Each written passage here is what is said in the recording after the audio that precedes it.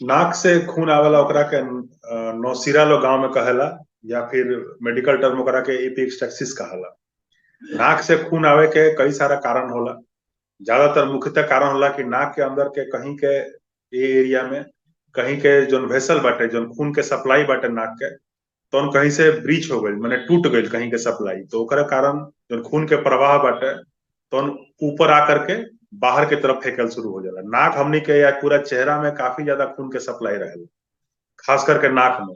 नाक के हमनी के कहल जाला कि हाईली वेस्कुलर ऑर्गन है, माने खून के में जाल बिछल बाटे, खून के नली के। तो बहुत सारा नली बाटे जो अंदर बाटे, बहुत सारा नली तनी चमड़ा के जस्ट नीचे रहेला। तो कोनो कारण से ओमे बार बार आदमी जैसे कि नाक लोग उंगली डाल के साफ करेला, या कोनो कारण से ऊ में चोट लाग गई, या कितना बार होला कि बिना किसी कारण के ऊ नाक के खून के जो नली बाटे तो खुल गई तो ओमे जो प्रेशर में बाटे ब्लड के, तो हम जा करके धीरे धीरे वो नाक से ब्लीडिंग के रूप में सामने आवे लगी, तो ओकरा के नेजल ब्लीडिंग कहाला। जैसे केहू के चोट लग गई तो ओकरा कारण भी नाक से ब्लीडिंग होके लागेला। ज्यादातर बच्चा लोग में ये अपने आप भी ब्लीडिंग होके लगेला, या बूढ़ा लोग में जैसे ब्लड प्रेशर के जो पेशेंट बाटे ओकरा ब्लड प्रेशर बढ़े से भी नाक से खून आवे लगेला। फर्स्ट एड में उहे बाटे जो आदमी कर सकत बाटे। नोज ब्लीडिंग के जाले के लिए प्रेशर से ना रोकल जाए, उ ना रुकेला। जैसे कि नाक बचे बतानी के दाब करके आगे झुक के बैठे के बाटे, यह तरह के फर्स्ट एड हो गई। एकरा ला बर्फ के एप्लीकेशन करे के बाद बर्फ के क्यूब लेकर के चारों तरफ नाक पे लगाए के बाटे। घर में अगर कुछ घी वगैरह बाटे गाय के, तो 2-3 बूंद आदमी गाय के घी नाक में डाल सकत बाटे, ताकि ओकरा के कुछ मुलायम होके नाक, ओकरा खातिर।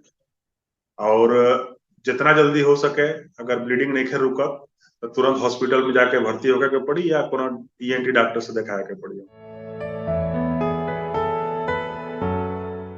टाइप ऑफ नोज ब्लीडिंग में जैसे कि होला कि कौन तरीका से नाक से खून आ रहा बाटे। ज्यादातर ये रोगी के ऐसे मतलब ना होला कि टाइप ऑफ नोज ब्लीडिंग का बाटे, ये मेडिकल टर्म हो गई। जैसे डॉक्टर के में देखे के पड़ेला कि ब्लीडिंग कहाँ से हो रहा बाटे।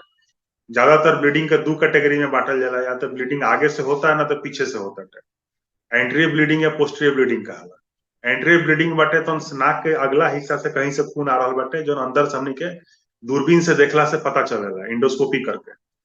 अब पीछे के ब्लीडिंग जो होला दोनों के भी इंडोस्कोपी करके देखे के पड़ेला, या सीटी स्कैन करके देखे के पड़ेला कि कौन कारण से वो नाक से खून आ रहा बाटे। कितना बार बाटे कि नाक के ब्लीडिंग बाटे जो अपने आप हो गई। कितना बार होला कि नाक के हड्डी टेढ़ा होके से भी नाक के ब्लीडिंग होला। कितना बार होला कि नाक के अंदर कोनो मांस बाटे जोन ब्लीडिंग, वेस्कुलर मांस बाटे जोन ब्लीड करा रहा बाटे। कितना बार नाक के अंदर कीड़ा होके से भी नाक के ब्लीडिंग होला। तो कारण बाटे कि नाक में ब्लीडिंग कहाँ कौन तरह से हो रहा बाटे, कौन जगह से हो रहा बाटे। ज्यादातर टाइप्स ऑफ ब्लीडिंग के मतलब है कि आगे की ब्लीडिंग हो रहा बा या पीछे से ब्लीडिंग हो रहा बा, नाक के पिछला हिस्सा से। आगे से ब्लीडिंग हो तो नाक के आगे से निकलेला, पीछे हिस्सा के ब्लीडिंग होके से मुंह से खून आवेला। वो नाक के रास्ते मुंह में खून आई, आ जो रोगी जब खखार फेंकेला तो उसमें मुंह में खून रहेला। तो वह हो सकता है कि मुंह से खून आवत होके या नाक के पिछला हिस्सा से खून आवत। तो ये मेडिकल टर्म हो गई। टाइप्स ऑफ ब्लीडिंग से रोगी के कोनो मतलब ना रहला। नाक से खून आवत हटे तो मैं जरूर डॉक्टरी सलाह लेवे के चाहिए, और डॉक्टर डिसाइड करला कि ओकरा बाद हमें का करे के बागे हमरा। जोन आदमी घर में उपचार कर सकत हटे नाक के ब्लीडिंग के, तो नहीं बाटे कि नाक के हम दिखा रहल बनी, नाक के है ना दाब करके आगे झुक करके है ना बैठ जाए के बाटे।